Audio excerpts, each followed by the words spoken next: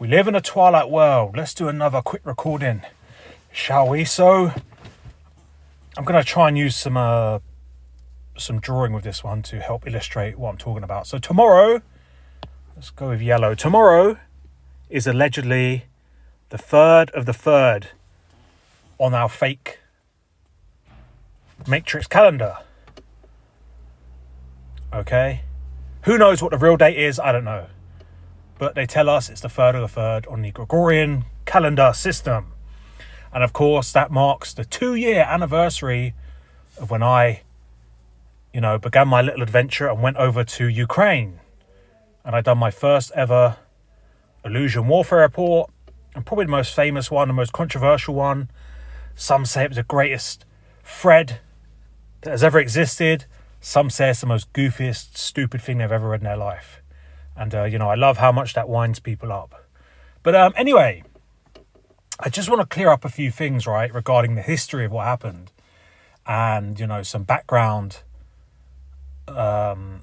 information that probably people don't know, right? So, where do I start? Okay. So, when I first joined Twitter, it was 2021. That's the first ever bit of social media I've ever had. 2021. Twitter. Yeah? Now, the reason I joined is because back in those days was the scandemic days, yeah?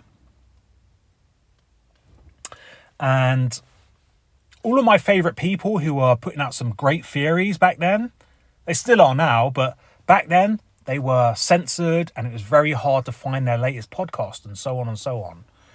So, a good place to go to find out where their latest conversation had been posted or a direct link was their Twitter.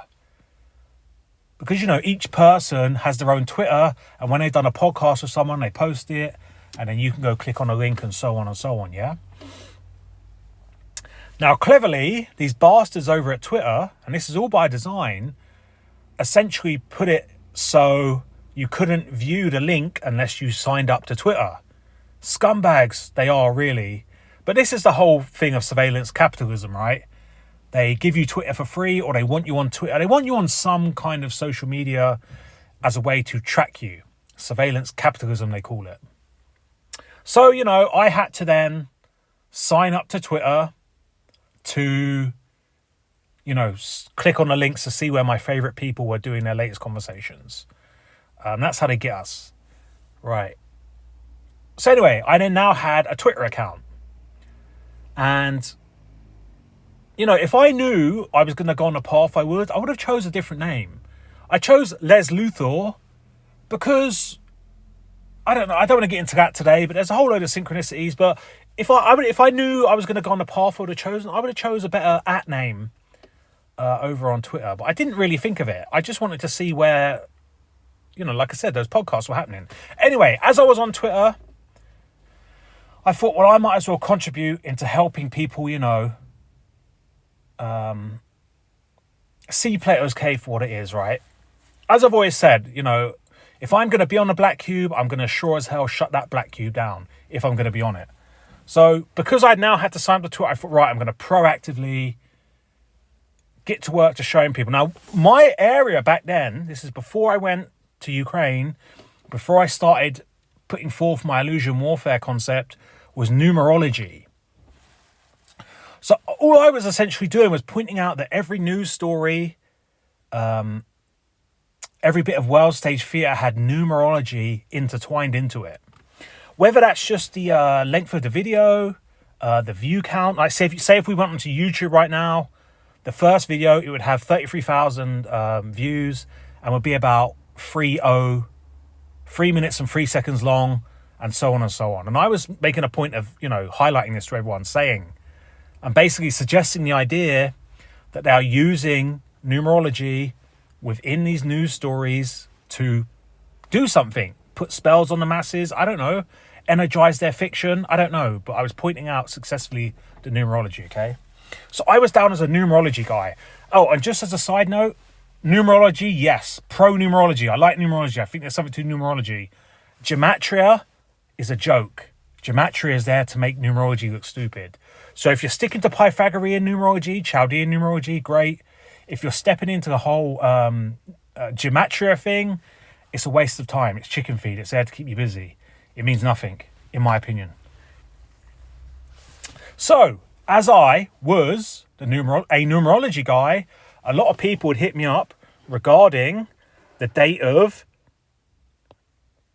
the 2nd of the 2nd, 2022. And of course, the next one, the 22nd of the 2nd, 2022. Okay? Big once-in-a-lifetime dates regarding numerology, okay? So, everyone, of course, in the Truther community was thinking Project Bluebeam. Everyone. Like, literally everyone. And when they'd ask me, I'd say, nah, man, it's going to be a war with Russia. And this was back in 2021. I was saying there's going to be a war with Russia way before they would ever try Project Bluebeam. Of course, back then, I was just, pissing it, whistling into the wind. No one cared, no one listened. They all were just, like what a lot of the truthers do, is they overshoot the mark. And they were thinking there was going to be fucking a fake alien invasion. I was like, nah, man. It's going to be a phony war with Russia. A phony World War III is what I said. And this is why it gets so freaky and woo-woo with my story regarding what happened, okay? So I was, as far as I'm aware, I was the only person predicting, let's get the mouse out, hang on, predicting that these dates were going to be a phony war with Russia. Or the start of World War III. So anyway, the months go by. Now that, by the way, those conversations are very hard to find because the people I was talking to with back then, one of them, I'm not going to name names, but has gone very crazy and has completely done a U-turn and is now like a born-again Christian. So I think they've deleted that whole side of their Twitter. But essentially, they were set to release a personalised book on that day. The other one, he's a bit of a weirdo. Yet again, I'm not going to name names, but from what I can see, all he does is copy Russian vids' content.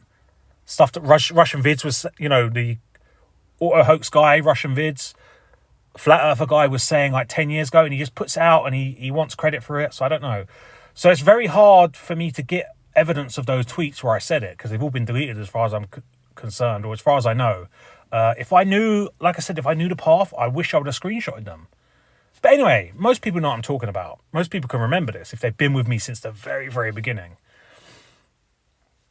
So, February comes around. The 2nd of the 2nd, 2022.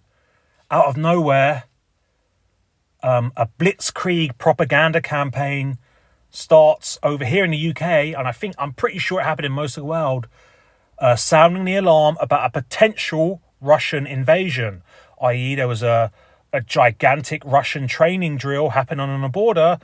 And of course, the Western media was saying, no, this is a real potential invasion. And this was started, on the 2nd of the 2nd. And this was everywhere. You couldn't turn on the TV without seeing this anywhere. The whole scamdemic, gone, vanish out the window. This is what it's all about. Will they, won't they? Will the Russians invade? And of course, the Russians were saying, no, it's just a drill. It's just a massive military drill. So, I knew this was it. I knew this was my time to shine, yeah? I kind of knew in my gut because I'd made this prediction. I knew it was on. And I still stuck to the date of the 22nd of the 2nd, 2022. Right? Now, I can also back this up because if you go over to on Real Eyes Radio, you'll see some of my conversations, the conversation I had with Human Vibration. I think we were talking about Westworld. But as a side note, I was saying, yeah, man, there's going to be a war over in with Russia in Ukraine, and I'm thinking about going there. So, back then, I booked a ticket. What should I use? I'll use Red for this. I booked a ticket for I believe it was the 17th. I have screenshotted all of this stuff. Me booking my tickets and, them cancelling the tickets and so on. So I booked originally a flight directly into Kiev for 17th. And then my plan was to head over to the Donbass, which is allegedly, had been since 2014, the Donbass has been the area. Now, I know the background of Donbass because for some reason, call it fate, synchronicity, meaningful coincidence, I'd been looking at YouTube videos around this area for many, many years because a lot of the greatest travel vlogging YouTubes prior were guys going to the Donbass region and walking around empty villages, empty cities, showing you this old, derelict wastelands of the ex-Soviet Union. So I already knew the Donbass over here was empty. Okay? So anyway, I was speaking to Human Vibration, telling on my plans, telling I was planning on flying to fly straight to Kiev and head there. The war kind of died down for a sec, and I remember joking, saying to HV like, that's because the simulation knows I'm going to go there, so they cancelled that operation. Anyway, I think like a day or two later, I got an email saying, due to what's going on in in Ukraine, they've shut down the airspace over Kiev.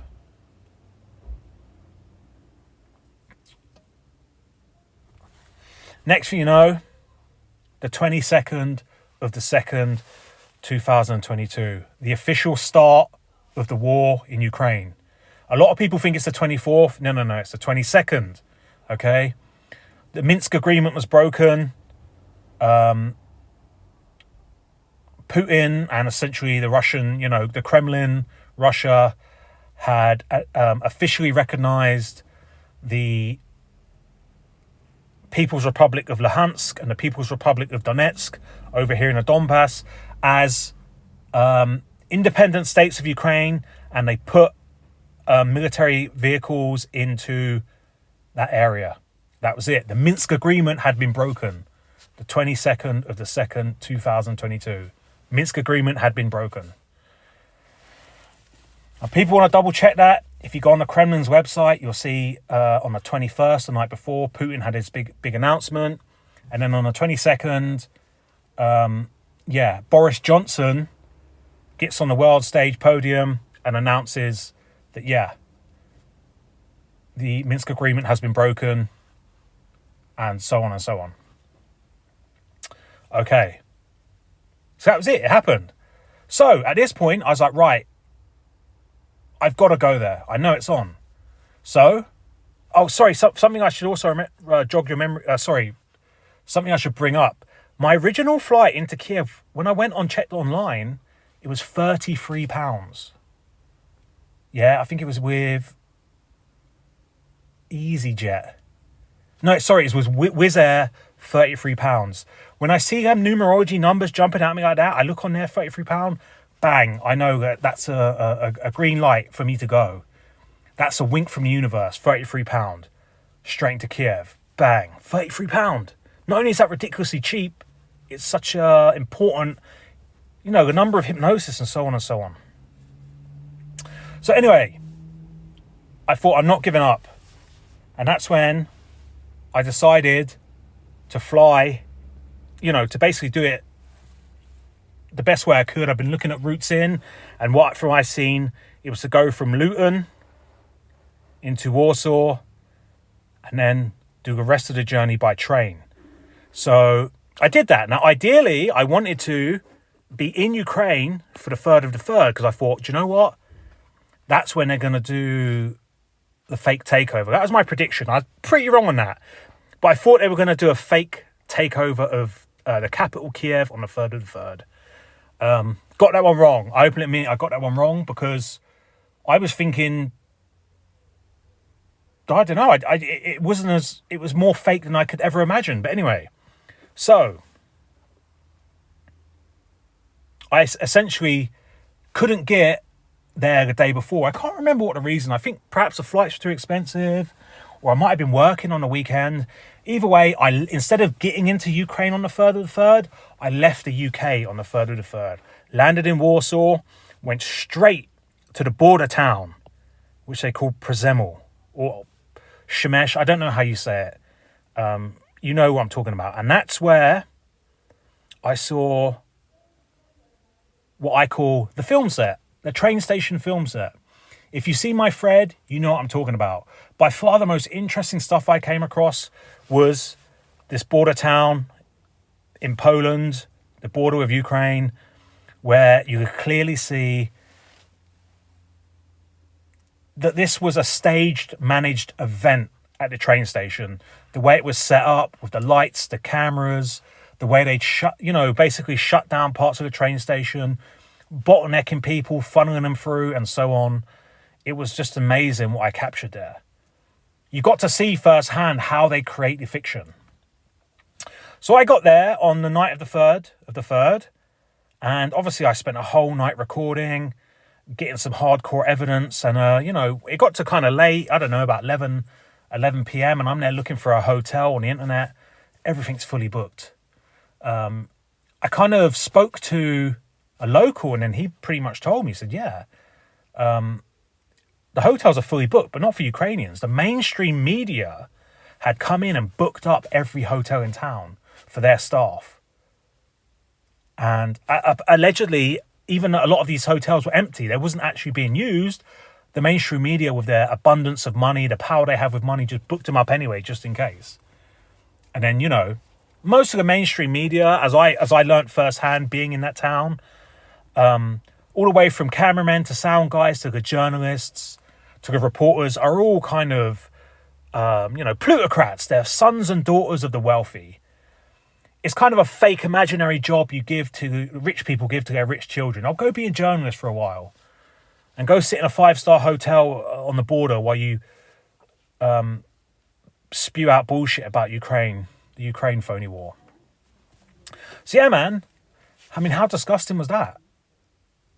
These poor, the way the train station was set up, like a fully immersive film set, the train station, they basically threw in like army type tent, like them little fold-up beds for the Ukrainians, while the mainstream media took up all the 5-star, all of the hotel, every hotel, not even just the 5-star ones, all of the hotels, and slept in luxury. While these Ukrainians, to be fair, most of the Ukrainians just carried on deeper into Europe, but the ones that did stay, they had to stay inside of that kind of, what would have been like the waiting room, the big waiting hall within the train station, but it had been turned into this kind of like refugee movie set. Where, of course, all the fucking mainstream media cameras were filming them, sleeping on these beds and stuff. So, what else is there to add to that? So, yeah, man, I think... And then the next day, I spent a whole day at the train station film set, collecting more evidence, filming as much as I could. And then I think it was later that day, because there was only 2 trains going into Ukraine. And these were called humanitarian trains. They were free, but there's only 2 of them, right? So the one that went in the morning, the queue was going forever. It was like a 4-hour wait for the queue and so on. And then the one in the nighttime, that was like an 8-hour queue. So I missed the first one, and I just kept coming back to the queue to see if it had gone down for the second train heading in. And I basically thought, I'm not going to stand in the queue all day. I'm going to go have some food, grab some more footage, some more evidence, keep coming back. And then eventually, it got to like nighttime. And guess what? I jumped on this mad humanitarian train that went to Lviv, which is roughly about here. So, by the way, that train, they deliberately put on the shittest, most awful trains they could. Wooden seats all smashed up, lights were flickering, squat toilets that were covered in shit. They wanted to give you a hellish war zone experience. Now, and I know Ukraine has pretty good trains. Europe has amazing trains. There was no reason for them to put on the worst train in the world other than to give people a fucking hellish experience that they will perceive as a real experience due to the war. So anyway, let's get back to it. The timeline, the story. So, at this point, the mainstream media's obviously this whole time I'm constantly keeping an eye on what the mainstream global media is telling the world. And at this time, when I was heading in, it wasn't about the Donbass. It was about Kiev. Allegedly, 156 of Russia's most elite troops, 1st Rifle Brigade, Spetsnaz, had encircled Kiev, and it was 24 hours away from being overrun. And according to the mainstream media at that time, Russian tanks were in the city centre, as the brave Ukrainians, the plucky Ukrainians, were putting up a fight with only AK-47s and Molotov cocktails. So when we got to Lviv late at night, I was by this way. I'd basically made a group of friends where I was in this waiting in line at the train station in Poland. You know, you get to talking to people, you're standing around for so long. I had a group of friends, and it was handy because they helped translate for me. But anyway, we got to Lviv. Most of them were going back to, like, one was going to Odessa, one was going over to Dnipro. And I remember that girl that was going to Dnipro, you know, she was, I remember because she was very attractive and she was very helpful. She basically was like my guide, helping me translate and stuff. And she even said to me, like, I even was toying with the idea of going right up to Dnipro on the border. And this is allegedly where that massive nuclear power plant is, and a lot of trouble's going over there. And she basically said to me, like, yeah, man, come to Dnipro. There's loads of hostels and stuff. I'll show you around, blah, blah, blah. But anyway, she said, but I was always talking about Kiev. The whole time I was on the train with her, I was non-stop talking about Kiev. And she said to me, by the way, she went and found out like when the trains were, because nothing was being shown on like the like electronic displays in the Lviv train station. You basically had to go and find someone and ask. This is obviously all by design. And if you've seen my thread, you'll see that the Lvov train station, yet again, a hellish experience because they made it that way. They put a curfew on, and they made sure that your train landed inside the curfew, so you couldn't go out and get a hotel or anything. You were stuck in the train station, standing around a fucking one of them trash can fires, eating food out of a soup bowl by the Red Cross. Absolutely ridiculous. An engineered event to make you feel like you're in a war zone. Didn't need to happen. If they'd just not put a curfew in, everyone would have just gone to nice hotels. That city would have been moving like normal. But the hidden hand moves in, uses the police and military, who are unbeknownst to it, to enforce the fiction and create the fiction. So yeah, we got to Lviv, and she was like, by the way, there's a train going on platform so-and-so going into Kiev in 10 minutes. If you're going to go to Kiev, that's the train. And I looked at this group and I was like, sorry guys, I'm off to Kiev. And I left this group, and that's why I ended up in Kiev.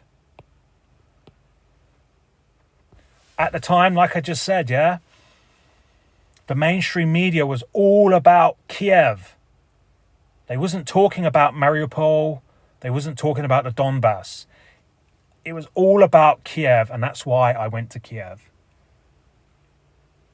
Yeah, I went to where the mainstream media was focusing their kind of Eye of Sauron onto, and which had the biggest blitzkrieg propaganda campaign going on about it. Because what happens now is, 2 years later, people look at my threads and they'll say, oh, but there was never any fighting in Kiev. Yeah, I'm the guy that exposed that. You see, because what they've done now is they've kind of detracted about 90% of the outrageous claims they made, and they've been wiped from the internet. But it didn't matter because it fulfilled its purpose at the time. But the essential list of things that I debunked, I mean, they said there was no food in the supermarkets. I debunked that. They said there was Russian tanks in the city centre. I debunked that. They basically said that everyone was, hiding in underground shelters because of the barrage of, artillery and airstrikes. Absolutely ridiculous. I went to high points and I pointed the camera in each direction, north, south, east, west. I showed her that none of that was going on. And I showed you the whole thing of they were just playing air raid sirens over the city, but there was never a follow-up explosion or anything. So this idea that, 156 of the most elite battalions were encircling the city, were inside the city, and it was 24 hours from being besieged. Essentially, the story was they were going to try and get in there and kill the Zelensky regime. All bullshit. All bullshit. And then that was it. I mean, once I got to Kiev and I'm walking around Kiev, I'm getting as much footage as I can. It was very hard to film because the city was essentially empty of civilians, and the only people walking around were, government men, Agent Smiths, Ukrainian territorial defense guys who had essentially been tasked with looking for Russian spies within their town. And of course, a foreigner like me walking around with a camera, that was it. The real reason they were there is because they were unbeknownst stopping people like me filming. And after I can't remember how many days I did there, maybe 5 days, it was getting more and more hot. I was putting out my content in real time as well. And I had so many angry people on my case that it was getting, for me, I thought it was wise not to stay there. But anyway, what I didn't do is when I rushed into Ukraine, I never got any Ukrainian cash. Because this is another important thing I should say. None of the cash points were giving cash back. So I had no cash. So when I went to my hostel, luckily, they were very kindly. They accepted my English money and my Polish money. But I only had so much English and Polish money. And when I eventually ran out, there was nothing I could do. And that's one of the reasons I left. That's the main reason I left. I couldn't pay the hostel. And I did try and offer the hostel, the lady running the hostel, if I could buy her shopping or something, because my debit card was working in the shops. I was basically saying to her, like, why don't I buy your week's shopping in exchange and all that? But she wasn't really interested. And I just thought, you know what? Let's get back to Poland. Let's get some cash out and then let's head back in. By the time I got back to Poland in what I assume was safe area, that's when really the madness of the internet was really on my case, man. And there was a lot of sick individuals like ringing up the hotels I was staying in, and they were DMing me death threats and all this kind of shit. And that's why I didn't really rush back there, because at that moment in time, literally, I was the only bloke walking around the streets. I was the only foreign bloke. I'm pretty sure I was the only British bloke. It wouldn't have been hard for the authorities to find me if I'd come up on their radar, I'll put it like that. So, yeah, man. I hope this little video clears a few things up regarding timelines and stuff. Like I said, tomorrow is the 3rd of the 3rd. I don't know, I might do like a review of my thread or something. I might go over it. I'll put a link in the description. For people who haven't seen the famous thread in question and you don't want to see it on Twitter, I'll put a link down on Thread Reader app. And you can see it. It's not... I think it's quite slow on Thread Reader app. But the information's still there, yeah? And yeah, I'd like people to bear in mind, yeah, that at the time, the mainstream media's blitzkrieg propaganda was on Kiev being overrun and Russian forces on the streets in the capital, as opposed to whatever the latest Wikipedia entry is now, what they're claiming the Battle of Kiev was or wasn't. I know the so-called Battle of Kiev has changed what it was several times now. And yeah, this is what they do, man. They edit history. History is just a Wikipedia page they edit all the time. So yeah, man. We live in a twilight world. There are no friends at dusk.